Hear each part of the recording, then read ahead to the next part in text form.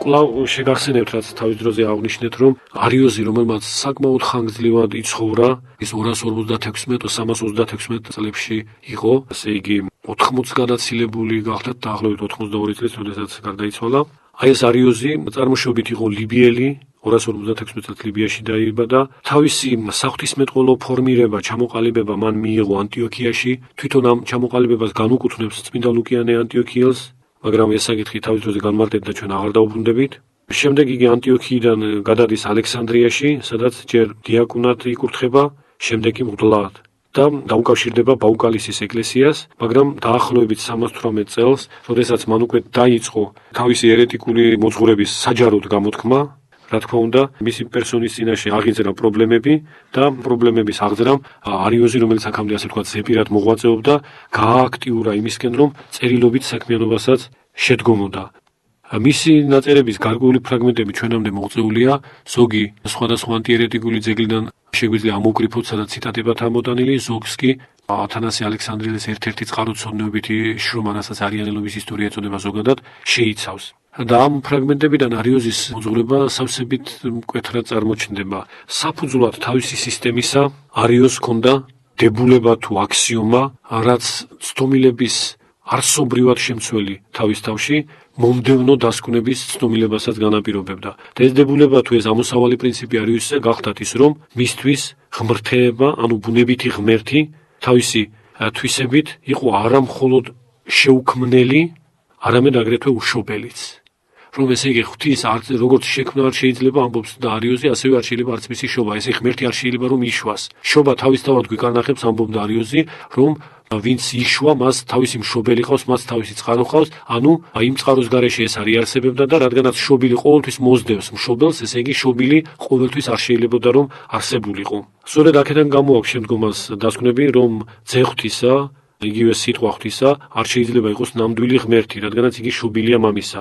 არიოზისთვის შობა და შექმნა ფაქტობრივად ერთი და იგივე გაგება იყო, ერთ და იმავე შინა არ შეიცავდა, ორივე მისთვის იმას მიუთითებდა თითქოს, რომ ვინც შობილია, ანუ იგივე რაც არიანელისთვის ვინც ქმნილია, მას თავისი საწყისი აქვს, ის ყოველთვის არ არსებობს, გარკვეულ მომენტში იწყებს არსებობას. და რადგანაც ღვთისგან ყოველივე იქნება სრული არაფრობიდან, შესაბამისად არიოზი აკეთებდა დასკვნას, რომ პირველი ქმნილება, რომელიც ღვთისგან იშვა, ჭალებში იშვა, იმიტომ რომ დაიბადა, ეს იყო სწორედ ძე ღვთისა, მაგრამ იგი დაიბადა თუ იშვა, ასევე სრული არაფრობიდან, როგორც ნებისმიერი სხვა ქმნილება.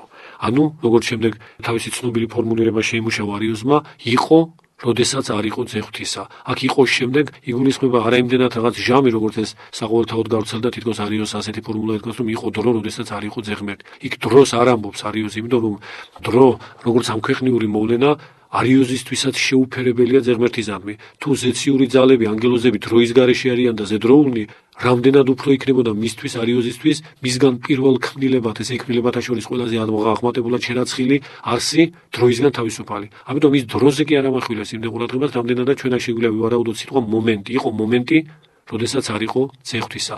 იყო რაღაც, ესე იგი, სინამდვილე რაღაც არსებობა, როდესაც ძე ღვთისა ჯერ კიდევ არ იყო. მაგრამ როგორც არ უნდა გავიგოთ, უეჭველია რომ გარკვეულ მომენტში, გარკვეულ შემთხვევაში, გარკვეულ ვითარებაში აღმოცენებულად თვლის იგი ძე ღმერთს და არა მარად არსებულად და აი ეს გახდათ ფუნდამენტური ცდომილება არიანული სრულ მოძღვრებისა, რასაც შედეგად მოჰყვა, რა თქმა უნდა, უკვე სულიწმინდის შესახებ სწავლების გაუგუღმართებაც, თუ ძე ღვთის არის დროში დაწყებული და ქმნილება და თუნდაც ქმნილებათა შორის პირველი, რა თქმა უნდა, მისთვის უკვე სულიწმინდაც ამგვარივე იყო, როგორც დროში დაწყებული.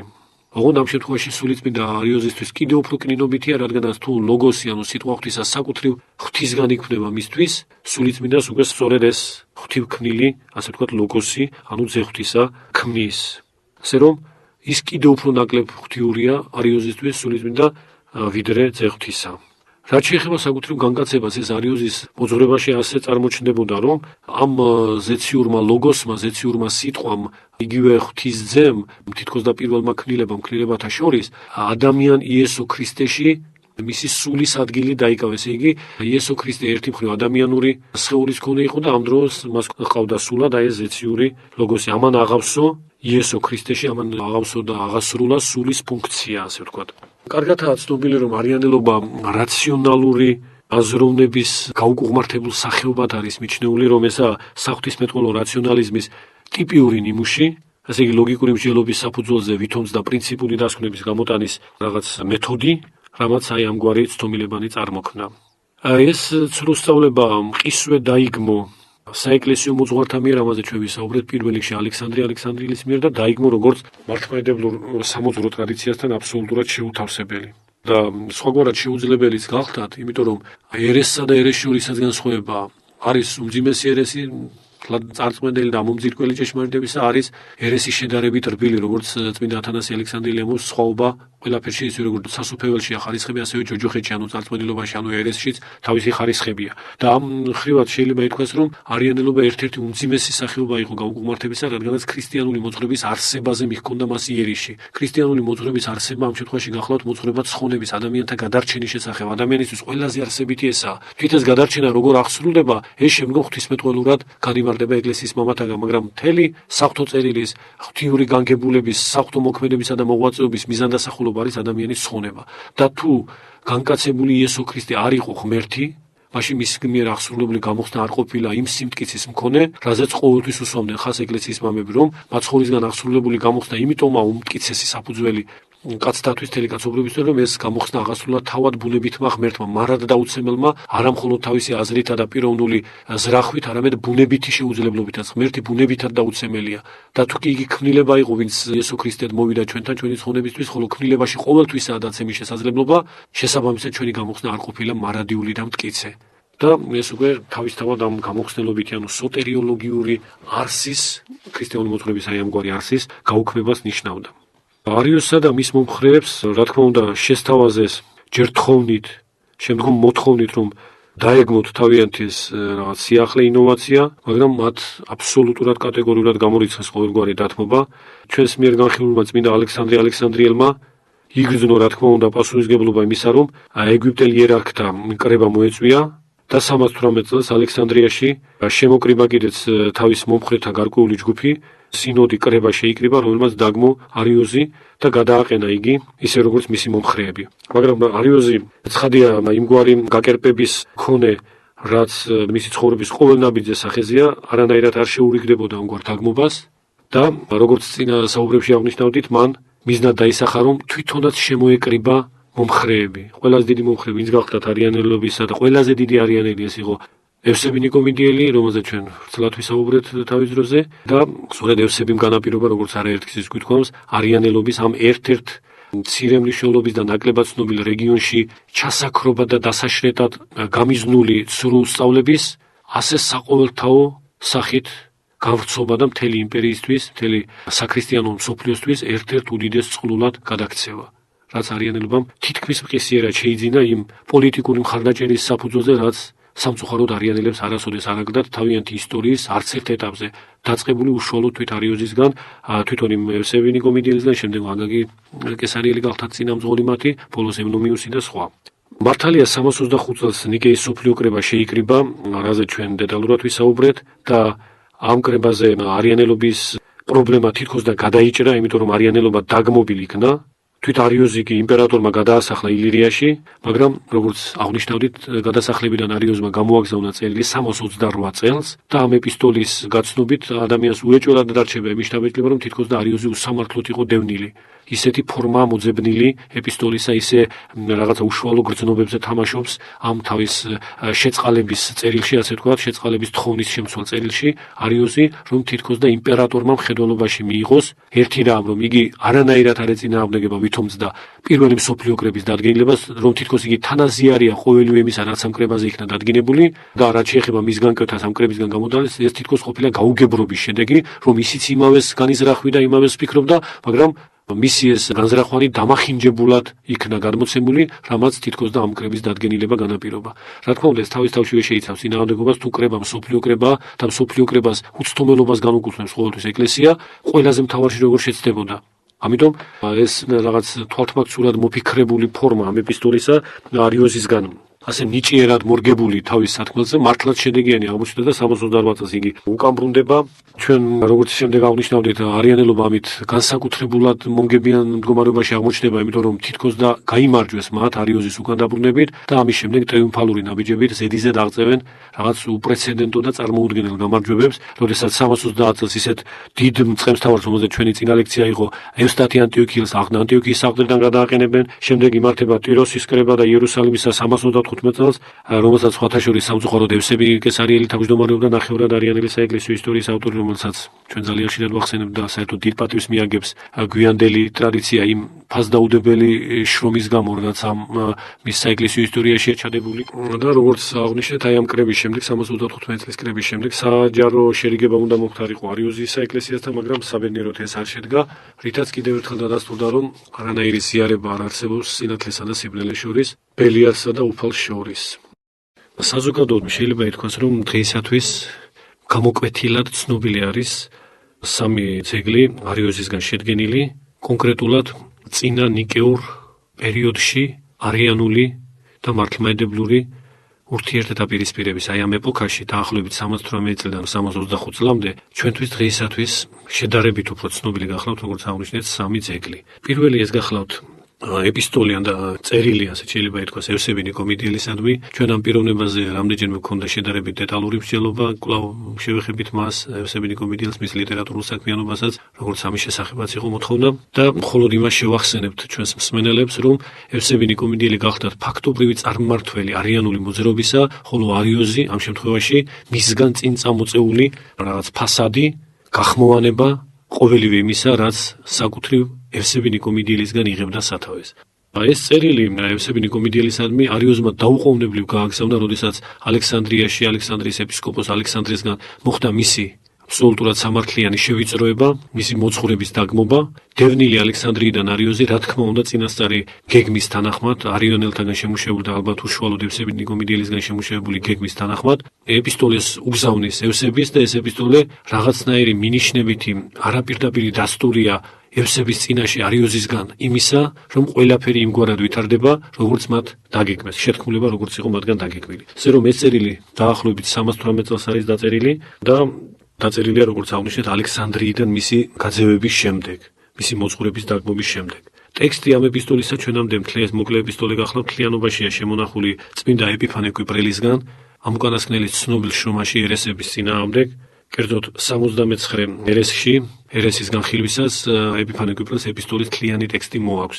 იგივე ტექსტია დაცული აგრეთვე მეხუთე საუკუნის დიდი მოღვაწის თევდორ ტიკვირელის საეკლესიო ისტორიაში და გარდა ბერძნული ტექსტის ამავე დროს ცნობილია ორი ლათინურენოვანი რედაქცია, ორი ლათინურენოვანი ვერსია აღნიშნული ეპისტოლისა. თვით ეპისტოლე იწყება ასე ვთქვათ, საკუთარი თავისა და საკუთარი მოძღვრების თითქოს და არასამართლიანი დევნულების ხაზგასმით, რომ იგი თითქოს და ესე იგი არიოზი თითქოს და სიმართლის გამო იდევნება და ფაქტობრივად ეს სათაურშივე შეიძლება შედიოდეს ეს დასაწყისი ნაწილი. კერძოდ დასაწყისი ამგვარია: არიოზი უსამართლოდ დევნილი ალექსანდრიის ეპისკოპოსისგან იმ ძლევამოსილი ჭეშმარიტების გამო, რომელსაც თქვენც ასევე იცავთ, მიმართავს ესე იგი ევსების, აი ეს არიოზი მისალმებას გიგზავნით თქვენ უფლის მიერ, ჩვენი უმეტესად ძვირფასი მეუფის მიერ, შენ კაც ღვთისას, ერთგულსა და მართლმადიდებელ ევსების. ჩვენ ტერმინ მართლმადიდებელზე ევსებისადმი ამ არიოზის განხმარებულ ამ ტერმინზე უკვე ვისაუბრეთ, ხოლო აღნიშნავთ, რომ აი ამგვარ კონტექსტშია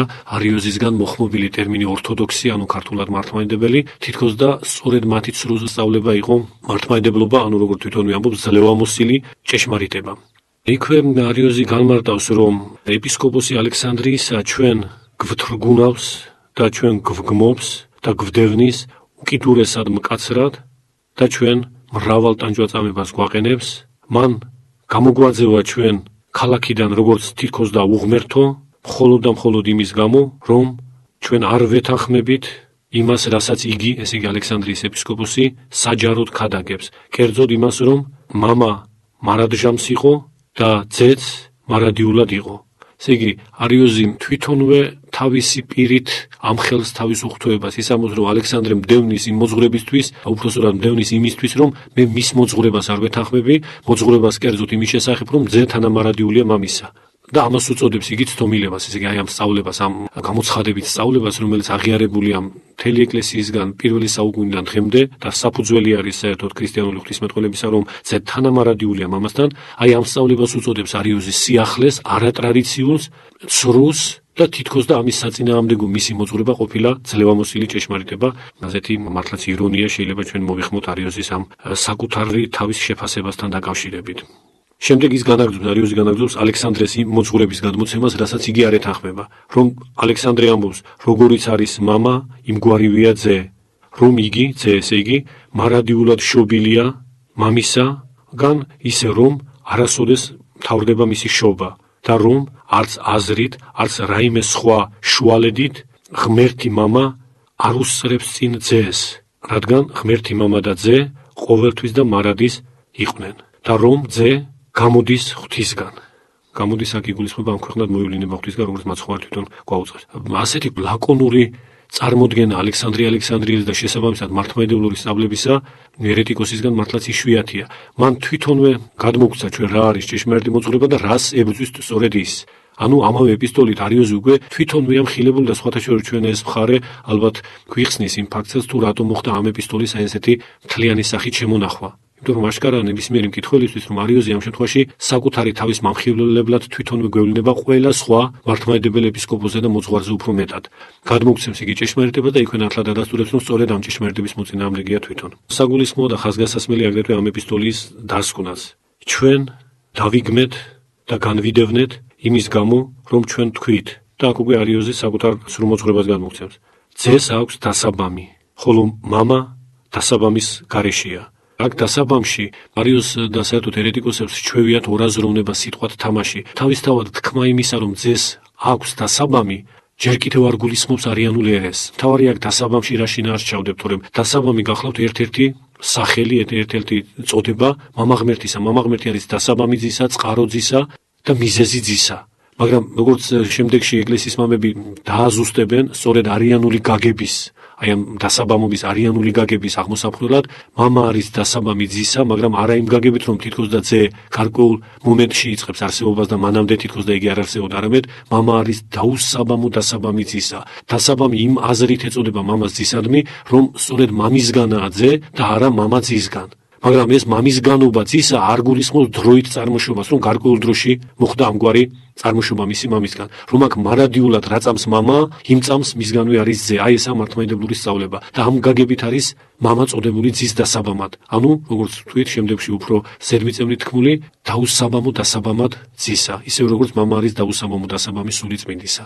ისევე როგორც მამა არის უმიზეზო მიზეზი ძისა და სულისა, ისევე როგორც მამა არის უშობელი მშობელი ძისა და არ ვისგან გამოვლენილი, მაგრამ თვით გამომავლენელი სული წმინდისა. ანუ მამა ყოვლით უმიზეზო და მისგან მიზეზოვანი, მისგან მიზეზისაგანი, ამდა მისგან ნამიზეზოვნი, სამგვარად ითქმის ძველ ქართულად ეს დამოკიდებულება მიზეზობრივი ერთი მხრივ მამასა და მეორე მხრივ ძესა და სულიწმინდა შორის, რომ მამა უმიზეზოა, მაგრამ მამისგან არის ნამიზეზები, ამდა მამისგან არის მიზეზოვანი, ამდა მამის მიზეზისაგანი არიან ძე და სულიწმინდა. მხოლოდ იმ გაგებით, რომ ძე და სული მამისგანაა და არა პირუკუ მამა ძისა და სულისგან. მაგრამ ეს მიზეზის განობა, ეს დასაბამობა მამისგან ძისა და სულიწმინდისა არანაირად არ გულისხმობს არა მხოლოდ ამ ქვეყნიურ ჟამიერ დროს, არამედ ზეციურ საუკუნო დროსაც კი. საუკუნეთა უწინარესია ძე, სულიწმინდა და თანამარადიულია მამასთან ორივე ძეც და სულიც, ისე რომ როგორც ერთ-ერთ შესანიშნავ ძეგლში კერძო წმინდა კირილე ალექსანდრიელის საუნჯეში ათქმული და სხვათა შორის ეს ციტატა წმინდა გრიგოლ ხანძთელის ცხოვრებაში ხვდება, მამა ერთი წამითაც, ანუ ერთი თვალის დახამხამებითაც უფროსი, უხუცესი არ არის ძეზე და სულიწმინდაზე. და არ შეიძლება იყოს, იმიტომ რომ მაშინ ის მამა ვერ იქნებოდა და მამობა მისთვის შეძენილი იქნებოდა. ანუ სხვაგვარად რომ ვთქვათ, არიოზი უარყოფს რა ძის ბუნებით ღმერთობას, ის მისდა უნებურად შეიძლება მას მართლაც არ განიზრახავდა, უარყოფს თვით მამა ღმერთის ბუნებით ღმერთობასაც. რატომ? ბუნებითი ღმერთი ისაა, რომელსაც არანაირი ცვალებადობა არანაირად არ შეიძლება შეხვოს, არც გარეგანად და მით უმეტეს არც თვისობრივად. და თუ მამა ღმერთისთვის მამობა შეძენილი თვისებაა, მაშინ არც ის აღარ ყოფილა ბუნებითი ღმერთი, იმიტომ რომ მას შეუძენია ისეთი თვისება, რაც არ ჰქონია, ანუ ცვალებადობა შემოსულა მასში. და რომ ეს ცვალებადობა სრულიად უეჭველი იქნებოდა, თუ ჩვენ არიოზის მოძღვრებას გავაგრძელებდით, ეს ნათელია, იმიტომ რომ ძე თუ ყოველთვის არ ყოფილა, ესე იგი მამას ყოველთვის არ ჰყოლია ძე. და სანამ ძე არ ეყოლებოდა მამას, ის მამა ვერ იქნებოდა. ასე რომ ის, რასაც არიოზი ბუნებით ღმერთს უწოდებს და ერთადერთ ღმერთს, ისიც აღარ გამოდის ბუნებითი ღმერთი, იმიტომ რომ მას მამობისთვისება არიონის მოძღვრების ყოლობაზე გარკვეული მომენტის, კერძოდ ძის შობის შემდეგ მიუღია და თუ ძე ყოველთვის არ ყოფილა, არც მამა ყოფილა ყოველთვის მამა. ასე რომ ესა უპირობო უმყარესი არგუმენტი, რაც შემდეგში წმინდა ათანასე ალექსანდრიელმა ჩამოაყალიბა არიანელთა წინააღმდეგ, მაგრამ აქვე შეგვეძლო ჩვენ გვეთქვა, რომ როდესაც არიოზი თავის ამ ცრუ სწავლებას გადმოგვცემს, ამ პირველ დებულებაში, რომ თითქოს და ვიდევნებით იმის გამო, რომ ჩვენ თქვით, რომ მამა არის დასაბამი ძისა, ამის გამო კი არ იდევნებოდა. დასაბამობაში რა შინაარსი ჩადო ამაში? არის სხვაობა მართლმადიდებლურ სწავლებასა და არიანელობას შორის. არიოზი იმასაც ამბობდა, რომ ძე ღმერთი არის უწინარესი საუკუნეთა, მაგრამ აქაც დამალულია მზამკრობა, იმიტომ რომ დაზუსტება სწორედ იმას სჭირდებოდა, უწინარესი როგორი, უწინარეს შობილი თუ უწინარეს ქმნილი.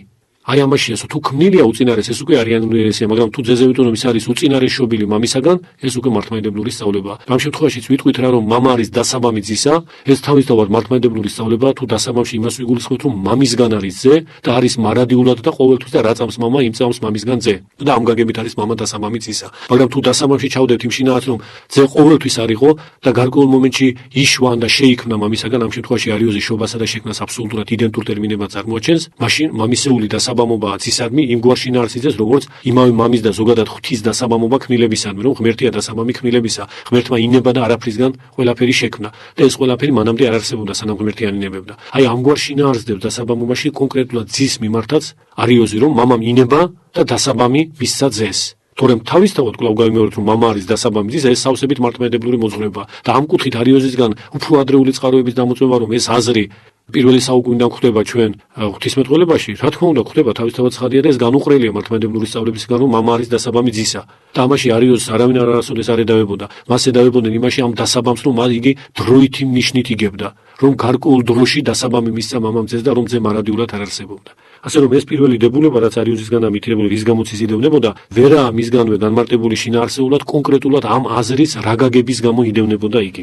შემდგომ არიოზი განაგრძობს, ჩვენ აგრეთვე განვიდევნეთ იმის გამო, რომ ჩვენ თქვით, ის, ესე იგი ძეს ღმერთზეა ლაპარაკი, არაფრობისგან იქნა მოღებული, ანუ არსებობაში შემოსული, დასაბამობა მიცემული. აი აქ უკვე პირწმინდად არიანული თეზაა, რომ ძე არაფრისგან შეიქმნა, არაფრისგან მიეცა ძეს დასაბამი, იმიტომ რომ ამ კუთხით უკვე ძე არაფრით აღარ განესხვავება არც ერთ სხვა ქმნილებას და უბრალო უპირატესობა იმაში, რომ ძე ყველა სხვა ქმნილებაზე ადრე შეიქმნა, თავისთავად ბუნებითად არანაირი უპირატესობა არა. არსებითად ყველა ქმნილება ღვთის წინაშე თავისი ყოფიერებითი ონტოლოგიური ნიშნით ერთი და იგივეა, რომ ყველაფერი ეს გვიან მოხდა თუ ადრე მოხდა, ყველაფერი არაფრობისგან შეიქმნა. აქ ქრონოლოგიური ნიშანი და გვიანდელობა ზოგჯერ უპირატესობასაც კი ნიშნავს. მაგალითად ცნობილია, რომ ბიბლიური 6 დღის ჟამს სწორედ მე-6 დღეს მთელი ქმნილებების ღვთისგან შექმნის შემდგომ და მათ შორის კონკრეტულად მე-6 დღესაც ცხოველების შექმნის შემდეგ, ცხოველებიც მე-6 დღეს შეიქმნა, იქნება ადამიანი მთელი ქმნილების ბოლოს. მაგრამ ეს ადამიანი ამ შემთხვევაში როგორც ქმნილების რაღაც კნინობითობა და დამცრობა კი არ არის, პირიქით მისი უპირატესობა, რომ მან დააგვირგვინა მთელი შესაქმე და ამ შესაქმის მეუფედ დაიბადა ღვთისგან. ასე რომ არიოზი, როდესაც ცდილობს, რომ ძე ღმერთს იესო ქრისტეს რაღაცნაირი უპირატესობა განუკუთვნოს, ყველაზე არსებითი მოაკლო მას ბუნებითი ღმერთობა. ამ დროს მთლიანად რომ უღირსებოდ წარმოაჩინოს, იგი მის მოძღვრებას ცხადია არავინ აღარ ირწმუნებს. ამიტომ ეს მომენტი შემოიტანა თითქოს და ძე ღმერთის იესო ქრისტეს უპირატესობის საჩვენებლად, რომ ის ქმნილებათა შორის ყველაზე პირველია და შემდეგ მისგან იქნება თითქოს სულიწმინდა. მაგრამ ეს პირველობა კვლავ აღნიშნავთ არსებითი ნიშნით არანაირად არ გამიჯნავს ძეს ქმნილებათაგან, ისის მათივე ბუნებისა გამოდის, თუ ძეს არაფრობისგანაა შექმნილი და ამ გაგებით ძეს ქმნილებათა ხარისხში ექცევა არანაირად აღმატებული მათგან. და კვლავ აღნიშნავთ პირველობა, მეორეობა აქ რაღაც გამოკვეთილ ღირსებას ძეს მაინც არ ანიჭებს, თუნდაც ადამიანის შექმნის მაგალითზე. შემდგომ არიოზი განაგრძობს და უფრო მკვეთრად გადმოსცემს კვლავ და კვლავ თავის მოძღვრებას. ჩვენ გვინდოდა გვეთქვა ამით ესე იგი გულისხმობა, რომ ის არაფრობისგან შემოვიდა არსებობაშიო ძე, აი ამით ის გვინდოდა გვეთქვა, რომ იგი, ანუ იესო ქრისტე, ღვთის არც ნაწილია, არც სხვა რამ არსისგან გამოსული. გამოსული ნიშნავს სხვა რამ არსის ბუნებისგან გამოსული, არამედ კვლავ იმაზე აქვს აქცენტი არიოზს, რომ სრული არაფრობისგან შექმნილა მისთვის ძე ღმერთი. აი რისთვის ვარ ჩვენ განდევნილნი. რაც შეეხება დანარჩენს, შენ ეს იცი. საიდან იცის ევსები მესდანარჩენი ამ ეპისტოლიდან არ ჩანს, მაგრამ კვლავ ის დასტურდება, რაზე ჩვენ აღვნიშნავდით, რომ ეს ყველაფერი წინასწარ მოფიქრებული გეგმა და რა თქმა უნდა ინფორმაციები ევსების სხვადასხვა წყაროდან და ალბათ უშუალოდ არიოზისგანაც ყოველწამიერად მისდიოდა და აქ დანარჩენს ფაქტობრივი მონაცემების გაგება აქვს. რაც შეეხება საღვთისმეტყველო მხარეს, სწორედ იმის განმარტებას იძლევა აქ არიოზი და ყოფითად თუ როგორ განვითარდა მოვლენები, ამის შესახებ რა თქმა უნდა ევსები როგორც წარმართველი არიანული დაპირისპირებისა და აი ამ არიანულ მწვალებლურ ქსელში ობუბასებრ ანუ ძველ ქართულად თუ ვიტყვით დედაზარდლისებრ ცენტრში მყოფი ყველა რხევას თითოეული ძაფისას, თითოეული ქსელისას, რა თქმა უნდა, მაშინვე გრძნობს და იგებს.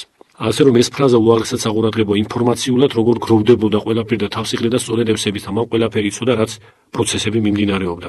შემდგომ აბოლოებს ამ ეპისტოლეს ევსების ასე თქვა გამამხნევებელი მიმართვები, რომ უფალმან დაგიცვა შენ და გვახსოვხარ შენ ჩვენს გაჭირვებებში ევსები ჭეშმარიტო თანალუკიანელო. ჩვენ ამ ტერმინსაც შევეხეთ ადრე, თუ როგორ მიითვისეს მათ წმინდა ლუკიანე ანტიოქიელის სახელი, რომ აღნიშნულ მოძღვრებას უფრო ფართო გასავალი ჰქონოდა და უფრო მეტად შემოეკრიბა არიოსსა და ევსები ნიკომიდიელს მომხრეები, რომ თითქოს ლუკიანესგან მოდის მათი ეს წვალებლური ცრუ სწავლება. და რადგან ამაზე ჩვენ უკვე სათანადო განმარტება სხვა ადგილას ჰქონდა, ესე იგი ამჯერად საკუთრივ ამ ტერმინს კვლავ აღარ შევეხებით, უბრალოდ მარტო იმას აღნიშნავთ, რომ ამ თანალუკიანელობაში იგულისხმებიან არა მხოლოდ არიოზი და არა მხოლოდ ევსები ნიკომიდიელი, არამედ აგრეთვე მაშინდელი ეპისკოპოსი ნიკეისა თეოგონიოს ნიკიელიც, რომელიც ასევე არიოზის მიმდევარი იყო და ისიც მათთან ერთად, ევსებისთან და არიოსთან ერთად ანტიოქიაში ასე ყალიბდებოდა, ასე ვთქვათ, ღვთისმეტყველების კუთხით. იმ ცრუ სწავლების მხრივ, რაც არიოზმა მეოთხე საუკუნის დამდეგიდან განავრცო, თეოგონიოს ნიკიელი თანამონაწილე იყო მათი არა მხოლოდ მოგვიანო წლებიდან, არა მხოლოდ ამერესის საჯაროდ გამოთქმის წლიდან, ესე იგი დაახლოებით 318 წლიდან, არამედ იმ ჭაბუკობის დროინდელი, ასე ვთქვათ, პერიოდიდან. ესაა ეპისტოლე, როგორც ვთქვით, ევსები ნიკომიდიელისადმი. გარდა ამისა, არიოს დაუწერია ეპისტოლე საკუთრივ ალექსანდრიის ეპისკოპოსისადმი, ალექსანდრე ალექსანდრიელისადმი. აქ ხდება ასეთი ამბავი, რომ როდესაც არიოზი დევნილია, ასე ვთქვათ, ალექსანდრიიდან, ევსები მიიწვევს მას თავისკენ და არიოზი რამდენიმე თავის მომხრესთან ერთად გაეშურება ნიკომიდიისკენ, სადაც არის სწორედ ევსები დაფუძნებული და იქ, ესე იგი ამ ნიკომიდიაში იგი დაახლოებით 320 წელს შეადგენს, ასე ვთქვათ, თავისი რწმენის სიმბოლოს, ანუ თავისი სარწმუნოების აღსარებას, სარწმუნოების გათმოცემას, სარწმუნოების ექთეზას. ასე ქვია თვით ამ დოკუმენტს ექთესის პისტეოს. პისტის არის რწმენა, სარწმუნოება, ხოლო ექთეზისი ეს სიტყვა უთარგმნელადაც არის შემოსული საერთოდ მიმოქცევაში, სამეცნიერო და საღვთისმეტყველო მიმოქცევაში, ექთეზისი, რაც ნიშნავს, ეს ბერძნული სიტყვა ნიშნავს გადმოცემას, ჩამოყალიბებას, დალაგებას, სარწმუნოების გადმოცემას, სარწმუნოების ჩამოყალიბება, აი ასე შეიძლება ქართულად ვთარგმნოთ ეს ექთეზისი, იგივე სარწმუნოების სიმბოლო, სარწმუნოების აღსარება, როგორც მათ ესმით ეს სარწმუნოება. ასე რომ ეს დოკუმენტი, როგორც ჩანს, არიანული მოძღვრების რაღაც დეკლარაციასავით წარმოდგენილა არიოზისგან 320 წელს, რისთვისაც მას წერილის ეპისტოლის ფორმა მიუცია და გაუგზავნია, ანუ ადრესატად დაუსახავს ალექსანდრიის ეპისკოპოსი ალექსანდრე. ამ ეპისტოლის ტექსტით ჩვენამდე შემონახული გახლავთ პირველი, ვინც ეს ეპისტოლე მთლიანი სახით მოიტანა, ბერძნული ტექსტი, გახლავთ წმინდა ათანასე ალექსანდრიელი, რომელიც თავის ცნობილ შრომაში, შრომა ასეთი მოკლე სათაურითაა, პირობითი სათაურით განაცნობილი სამეცნიერო ლიტერატურაში, სინოდების შესახებ, დე სინოდის, აი ამ შრომის მე-16 თავში არის ეს ეპისტოლე დაცული, ისევე როგორც ეპიფანეს ზემოხსენებულ ძეგლში ერესების წინააღმდეგ 79 თავში განყოფილებაში. და მისი ლათინური თარგმანი მოცემული არის ახილარიუსის ცნობილ წიგნში სამების შესახებ, კერძოდ მეოთხე თავში ამ წიგნისა. სხვათა შორის შეიძლება ერთ მომენტზე გაგვისვა ხაზი, რომ ამ ძეგლს, ამ ეპისტოლეს ახლდა არიოზის ხელმოწერა. პირველი, ესე თავში არიოზის ხელმოწერა და აგრეთვე სამღვდელობის იმ წარმომადგენელთა ხელმოწერებიც, რომლებიც თანაუგრძნობდნენ მას არიოს და თანახლდნენ ამ უკანასკნელს ნიკომიდიაში, ესე ნიკომიდიამდე, ვინც გაჰყვა მას ალექსანდრიდან. ამათი ხელმოწერები ჰქონდა ამ ეპისტოლეს, რაც სრულიად ცხადია და რაც შემონახულია ერთადერთი იმ დასახელებულ წყაროთაგან, რომლებიც აღნიშნეთ ეპიფანეს ნაშრომში ერესების წინააღმდეგ. ესე იგი აქ მოტანილი არა მხოლოდ ტექსტი, არამედ ხელმოწერები არიოზისაც და მისი თანამოაზრე ალექსანდრიელი ეპისკოპოსებისაც. შევეხეთ არიოზის რამდენიმე ძეგლს, რომლებიც ჩვენამდე სრული სახითაა დაცული, ეს გახლავთ ეპისტოლეები, ერთი ევსები ნიკომიდიელისადმი, მეორე ალექსანდრე ალექსანდრიელისადმი, მაგრამ აღნიშნული ეპისტოლეები არ არის იმ მნიშვნელობისა არიოზის ლიტერატურულ მემკვიდრეობაში, როგორც ის ძეგლი, რომელზეც ამჯერად უნდა ვისაუბროთ, ეს გახლავთ თხზულება, რომელსაც ეწოდება ქართულად რომ ვთარგმნოთ ნადიმი, ბერძნულად მას ეწოდება თალეია და მიიჩნევა, რომ აღნიშნული ძეგლი არის ცენტრალური თხზულებად, ცენტრალური საღვთისმეტყველო ნაწარმოები არიოზისა. ეს ძეგლი არიოზმა დაწერა მეორე ეპისტოლის მსგავსად ნიკომიდიაში, ჩვენამდე მოღწეულია მხოლოდ ფრაგმენტები და უდიდესი ნაწილი ამ ფრაგმენტებისა წარმოადგენს ციტატებს, რაც წმინდა ათანასე ალექსანდრიელს მოაქვს თავის ცნობილ შრომებში, კერძოდ განსაკუთრებით პირველ ქადაგებაში არიანელთა წინააღმდეგ, აგრეთვე ნიკეის სინოდის განჩინებათა შესახებ ათანასე სეულინა შრომის მე-16 თავში დიონისე ალექსანდრიელის შესახებ ნაშრომში და წინა შეხვედრაზე ნახსენები ნაშრომის სახელწოდებით სინოდების შესახებ მე-15 თავში ისე როგორც რამდენიმე უნიშნელო ციტატა იმავე მოძღვრის წმინდა ათანასე ალექსანდრიელის სხვა ნაშრომებშიც იჩენს თავს. მიიჩნევა, რომ არიოზის ეს ძეგლი ჩვეულებრივ არის რაღაც გრძელი რაფსოდია, რიტმული პროზით დაწერილი, ლექსითი ელემენტების შემცველი ძეგლი, სადაც ჩამოყალიბებულია რამდენადაც არიოზს ამის უნარი ჰქონდა ეს სრულ სწავლება ძეღმერთის, როგორც მამის მიერ არაფრისგან შექმნილის და არა როგორც ძეღმერთის მამისებრ ბუნებითი ღმერთის შესახებ. ესე იგი, ძეღმერთის ბუნებითი ღმერთობის უარყოფა ამ ძეგლში არიოზს ყველაზე უფრო გამოკვეთილად აქვს ჩამოყალიბებული. რაღაც მეტრული, ანუ ლექსხოვითი სახეც ჰქონდა ამ ძეგლს, როგორც მიუთითებენ, რადგანაც მაგალითად წმინდა ათანასე ალექსანდრიელი ასეთ ბრალდებას წარუდგენდა არიოზს და აბრალებდა მას და ადანაშაულებდა იმაში, რომ მან მიბაძა ცნობილ ლექსებს მეტრული საზომით დაწერა ეს ძეგლი გამიზნულად, რომელსაც თითქოს და მუსიკალურობა რაღაც სიტყვებას ანიჭებდა და მკითხელისა და მსმენელისთვის უფრო მიმზიდველი ხდებოდა. მეორე მხრივ ეს აზრი ათანასეს აქვს მოწოდებული არიანელთა წინააღმდეგ მისი პირველი ქადაგების მე-5 თავში და მეორე მხრივ არიოზის მიმდევარი ფილოსტორგოსი თავის შრომაში საეკლესიო ისტორია გვაუწყებს, რომ არიოზმა თავისი მოძღვრების საჯაროდ ადვილად გავრცელების მიზანდასახულობით, რომ მსმენელს და მკითხველს ადვილად შეეთვისებინა იგი, გადმოსცა თავისი მოძღვრება ლექსების სახით და მას გარკვეული მუსიკალურობაც მიუსადაგა. დღეისათვის მიიჩნევა, რომ ეს ძეგლი არც მთლიანად ლექსითი ხასიათის უნდა ყოფილიყო და არც მთლიანად პროზაული, რაღაც ორივე შენარევს წარმოადგენდა. ალბათ ყველაზე მართებულია თუ ითვლით, რომ ეს იყო რიტმული პროზის ნიმუში და ათანასე ალექსანდრიელის მიხედვით ეს ძეგლი ასე იწყებოდა. ღვთის რჩეულთა რწმენის შესაბამისად, იმ რჩეულთა, რომლებიც არიან გულისხმის მყოფელნი ღმრთისა, ღვთის წმინდა ყრმები, მართლმადიდებლები, დასაწყისში აქაც როგორც ხედავთ ეს ტერმინი გამოკვეთილადაა მოხმობილი არიოზისგან, ბერძნულში ორთოდოქსოი წერია, ანუ მართლმადიდებლები, რომლებსაც მიღებული აქვთ ღვთის წმინდა სული, მე ვუძღვნი, აი ამათ მე ვუძღვნი წინამდებარე ძეგლს, ვუძღვნი იმათ, რომლებიც მონაწილეობენ სიბრძნეში, რომლებიც სრულნი არიან, საღვთოდ განსწავლულნი, ბრძენნი ყველა საქმეში. მათ კვალს მივყვები მეც, მათი თვალსაზრისების მსგავს ვქადაგებ მეც, მე რომელიც ვარ კაცი ცნობილი და მე რომელმაც მრავალი დავითმინე ღვთის სადიდებლად. განსწავლული ღვთისგან ფლობ სიბრძნეს და მეცნიერებას. უკვე ეს დასაწყისიც კი როგორც ამას ათანასე წარმოგვიდგენს, არიოზის პიროვნებას საკმაოდ აცოცხლებს ჩვენს თვალწინ იმ ამპარტავნული თვისებების გამოკრთომას თვალნათლივ ვამჩნევთ, რაც მის მოქმედებებში ყველგან გამჭვირვალეა.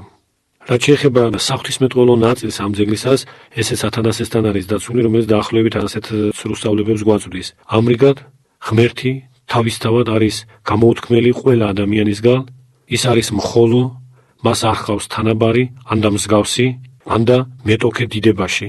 ჩვენ ვქადაგებთ მას უშობელს და ჩვენ ხოტბას უძღვნით მას, როგორც დაუსაბამოს, რადგან არსებობს ის, ვინც არის შობილი და არსებობს ის, ვინც არის დასაბამის მქონე და რომელიც შემოვიდა არსებობაში გარკვეულ ჟამს. მას, კვლავ ესე იგი მამა ღმერთზე აქვს აქცენტი, მას ვქადაგებთ ჩვენ შეუქმნელს, რომელმაც დაადგინა თავისი ძე ქმნილებათა სათავედ და რომელიც მან მიიღო ძედ და იშვილა იგი. ასე რომ ძე არ ფლობს საკუთარს არაფერს, რაც მას ღვთისგან არ ბოძებია.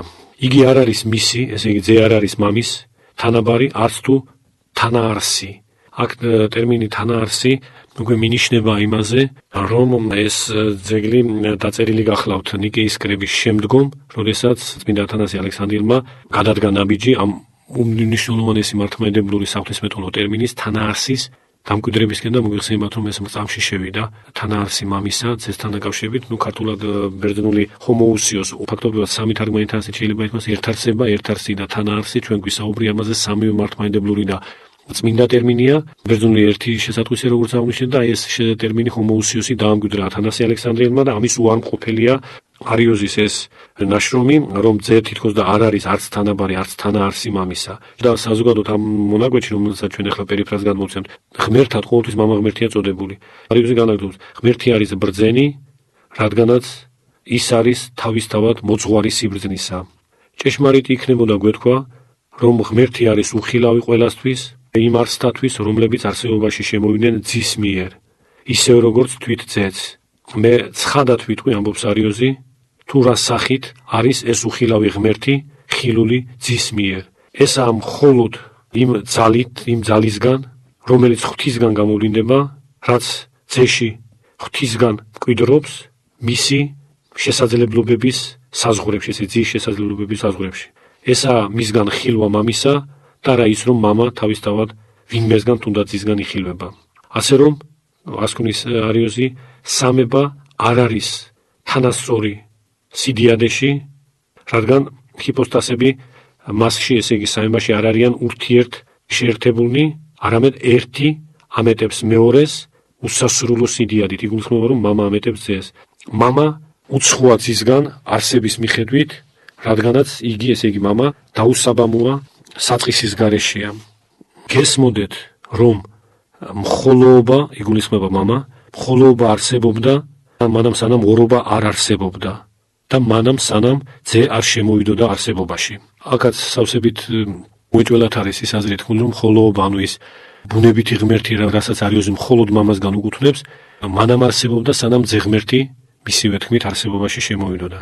ასე რომ, ასკვნის, ასე ვთქვათ, ამ წინა მცდარ ლოგიკურ საფუძველზე და ისე იწყებს ფრაზას არიოზი, თითქოს წინარეები უკვე დამტკიცებულია. ასე რომ, რადგან ძე არ არსებობდა, მამა იყო ღმერთი და ძე, რომელმაც არსებობა დაიწყო მამის ნებით, არ არის ღმერთი, მხოლოდ მამა ერთადერთი ბუნებითი ღმერთი, ხოლო ძე შეიძლება გვეთქვა, რომ არის ღმერთი შობილი, არაფრობისგან შემოსული არსებობაში.